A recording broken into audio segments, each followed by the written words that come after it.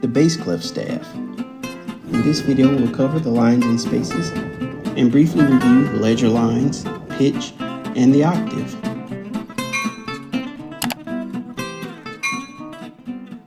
This is the staff. The staff has 5 lines and 4 spaces between those lines. It's important to remember we always read the staff from bottom to top.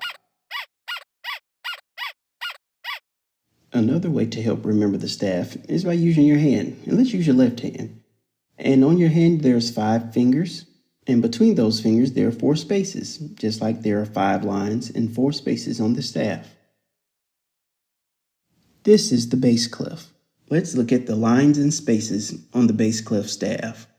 The lines are G, B, D, F, and A.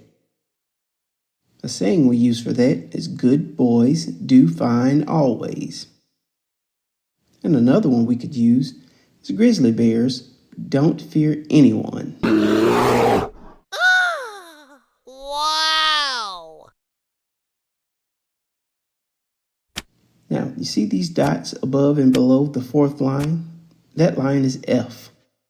And because of that, the bass clef is also known as the F clef.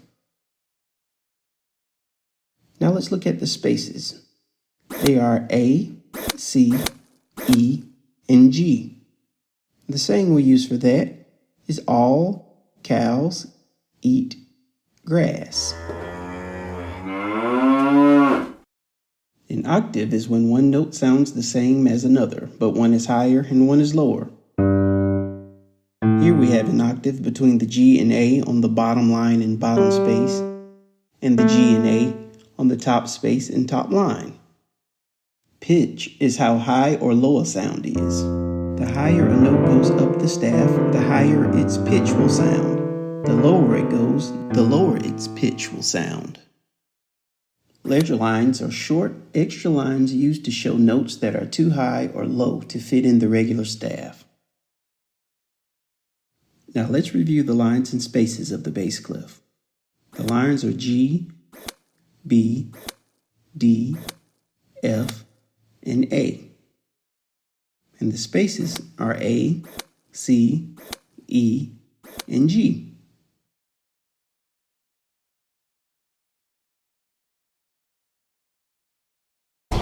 Now, what are these notes?